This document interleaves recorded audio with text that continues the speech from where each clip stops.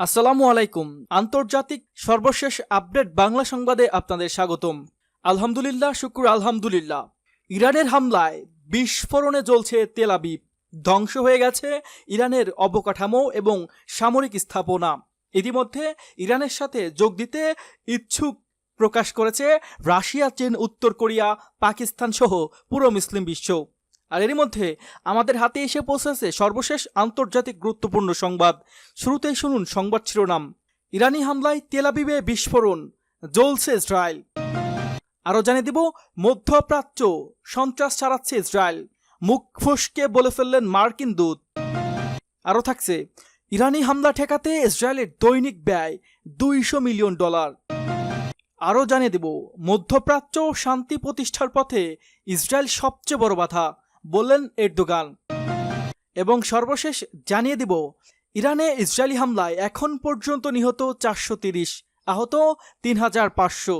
এতক্ষণ শুনছিলেন সংবাদ শিরোনাম, এবার বিস্তারিত। তবে তার আগে আপনি যদি ইরান সহ সকল প্রক্সি বাহিনীর হামলাকে সমর্থন করে থাকেন এবং মুসলিম বিশ্বের পক্ষে অবস্থান নেন, তাহলে ভিডিওটিতে একটি লাইক দিন এবং চ্যানেলটি সাবস্ক্রাইব করতে ভুলবেন না। আর আপনি আমাদের ভিডিওটি বিশ্বের কোন জায়গা থেকে দেখছেন বা বাংলাদেশের কোন জেলা থেকে দেখছেন সেটিও অবশ্যই নিচে জানিয়ে দিন। আপনার মতামত আমাদের কাছে গুরুত্বপূর্ণ। ইরানি হামলায় তেল আবিবে বিস্ফোরণ, জ্বলছে ইসরায়েল। ইরান ইসরায়েলে সামরিক স্থাপনাগুলোর উপর শনিবার ভোরে এক নতুন ও বৃহৎ মাত্রার ক্ষেপণাস্ত্র ও ড্রোন হামলা চালিয়েছে। ইরানের ইসলামী বিপ্লবী গার্ড বাহিনী IRGC এ হামলা ইসরায়েলের বিমান প্রতিরক্ষা ব্যবস্থাকে ফাঁকি দিয়ে সরাসরি তেল আবিবের কেন্দ্রস্থলে আঘাত এনে এর ফলে সেখানে বিস্ফোরণের পর আগুন জ্বলে ওঠে।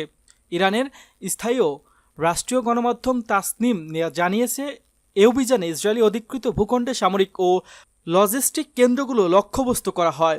এতে তেল আবিব সহ বিভিন্ন ইসরায়েলি বসতিতে সাইরেন বেজে ওঠে এবং একাধিক এলাকায় বিস্ফোরণের শব্দ শোনা যায়। ইসরায়েলি বাহিনী বুরাতে দেশটির চ্যানেল 12 জানিয়েছে, শনিবার ইরান মোট 10টি ব্যালিস্টিক ক্ষেপণাস্ত্র নিক্ষেপ করেছে, যার মধ্যে মাত্র 5টি প্রতিহত করা সম্ভব হয়েছে।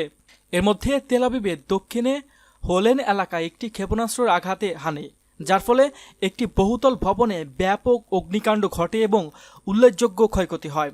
এদিকে ইরানের ধারাবাহিক পাল্টা হামলার প্রেক্ষিতে ইসরায়েলি নতুন লাইটিং এয়ার ডিফেন্স সিস্টেম মোতায়েন শুরু করেছে, যাতে ইরান ড্রোন প্রতিহত করা যায়। ইসরায়েলি চ্যানেল এমন তথ্য নিশ্চিত করেছে। এদিকে জেরুজালেম পোস্ট স্বীকার করেছে, ইরানি ভূখণ্ডে ইসরায়েলের হামলা শুরু এক সপ্তাহ পরে ইরানের কেন্দ্রীয় সরকার স্থিতিশীলতার কোনো ভাঙন নেই, বরং তেহরানের অবস্থা আরও শক্তিশালী হয়েছে। মধ্যপ্রাচ্য সন্ত্রাস ছড়াচ্ছে ইসরায়েল, মুখ ফুসকে বলে ফেললেন মার্কিন দূত।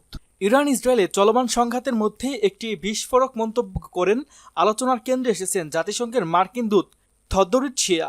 শুক্রবার জাতিসংঘের নিরাপত্তা পরিষদে দেয়া এক বক্তৃতায় অনিচ্ছাকৃতভাবে তিনি বলে ফেলেন, মধ্যপ্রাচ্যের বিশৃঙ্খলতা, সন্ত্রাস এবং দুর্ভাগ্যের জন্য দায়ী ইসরায়েল। খবর আল জাজিরার। তার এই মন্তব্যের মুহূর্তেই সম্মেলন কক্ষে চাঞ্চল্যকর সৃষ্টি করে এবং উপস্থিতি গণমাধ্যম কর্মীদের নজর কাড়ে।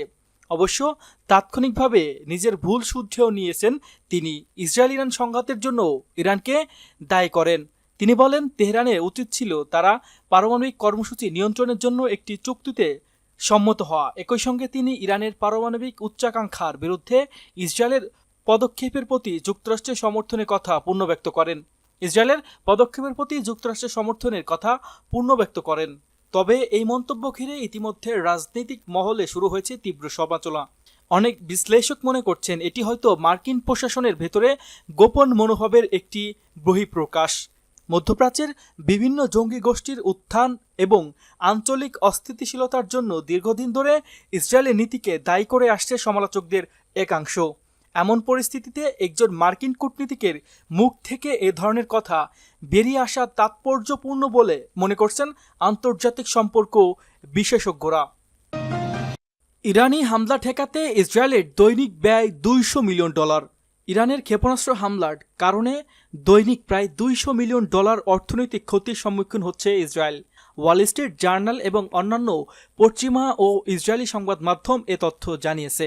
প্রতিবেদনে বলা হয়েছে এই বিপুল খরচের অংশ ব্যয় হচ্ছে ইসরায়েলের ক্ষেপণাস্ত্র তৈরি প্রতিরক্ষা ব্যবস্থাগুলো চালাতে, যা প্রতিনিয়ত ইরানের লাগাতার হামলা ঠেকাতে সংগ্রাম করছে। বিশ্লেষকরা জানিয়েছে শুধু প্রতিরক্ষা ব্যবস্থা পরিচালনা করতেই ইসরায়েলের প্রতিনিধি প্রায় $200 মিলিয়ন ব্যয় হচ্ছে। এদিকে ইরান হামলা অর্থনৈতিক প্রভাব ইতিমধ্যেই দখলকৃত ফিলিস্তিনি শহরগুলোতে দেখা যাচ্ছে। ইসরায়েলি সংবাদপত্র মারিফ বলছে তেল আবিবে অর্ধেকের বেশি দোকানপাট বন্ধ হয়ে গেছে।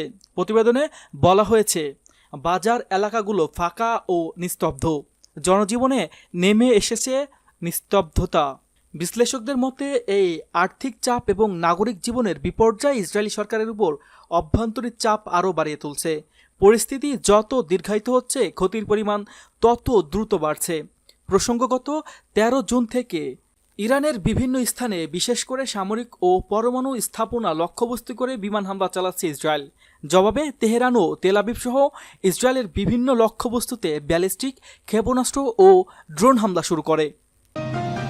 মধ্যপ্রাচ্য শান্তি প্রতিষ্ঠার পথে ইসরায়েল সবচেয়ে বড় বাধা, বললেন এরদোগান। তুরস্কের প্রেসিডেন্ট রিসেপ তাইয়েপ এরদোগান বলছেন, যুক্তরাষ্ট্রের সঙ্গে নতুন পরমাণু আলোচনা ঠিক আগে ইরানের উপর ইসরায়েলের হামলা লক্ষ্য হল আলোচনাকে ন্যাসসাতের চেষ্টা। তুরস্কের রাজধানী ইস্তানবুলে ইরানের পররাষ্ট্রমন্ত্রীর উপস্থিতিতে এক কূটনৈতিক সম্মেলনে বক্তব্য রাখেন তিনি। এ সময় তিনি ইসরায়েলে হামলাকে সরাসরি ডাকাতি উল্লেখ করে এর নিন্দা জানান এবং অভিযোগ করেন যে দেশটির মধ্যপ্রাচ্যকে অস্থিতিশীল করার চেষ্টা করছে। তুরস্কের প্রেসিডেন্ট বলেছেন, নেতানিয়াহু সরকার প্রমাণ করেছে যে তারা এ অঞ্চলে শান্তির পথে সবচেয়ে গুরুত্বপূর্ণ বাধা। তিনি আরও বলেন, 13 জুনে হামলার মাধ্যমে নেতানিয়াহু সরকার আসলে লক্ষ্য ছিল আলোচনার প্রক্রিয়াকে দুর্বল করা। এদিকে শুক্রবার জেনেভায় ইউরোপীয় প্রতিনিধি দলের সঙ্গে বৈঠকের পর শনিবার ইরানের পররাষ্ট্রমন্ত্রী আব্বাস আরঘচি তুরস্কের ইস্তানবুলে কূটনৈতিক আলোচনা চালিয়ে যাচ্ছেন। ইরানের রাষ্ট্রীয় বার্তা সংস্থা তাসনিম জানিয়েছে আরঘচি আজ সকালে তুরস্কে পৌঁছেছেন যাতে তিনি আরব ও মুসলিম বিশ্বের বিভিন্ন প্রতিনিধিদের সঙ্গে বৈঠক করতে পারেন। তাসনিমের প্রতিবেদনে বলা হয়েছে, আরঘচি বলেন, এই বৈঠকে ইরানের প্রস্তাব অনুযায়ী আমাদের দেশের উপর জয়নিস্টদের হামলার বিষয়টি বিশেষভাবে আলোচনা করা হবে। জয়নবাদ মূলত ইসরায়েলের রাষ্ট্রের পক্ষে অবস্থান নির্দেশ করে। বর্তমানে ইহুদি রাষ্ট্র হিসেবে ইসরায়েলের সুরক্ষা, উন্নয়ন ও সম্প্রসারণে যারা বিশ্বাসী তাদেরকে জায়নিস্ট বলা হয়। ইরান ইসরায়েলি হামলায় এখন পর্যন্ত নিহত 430, আহত 3500।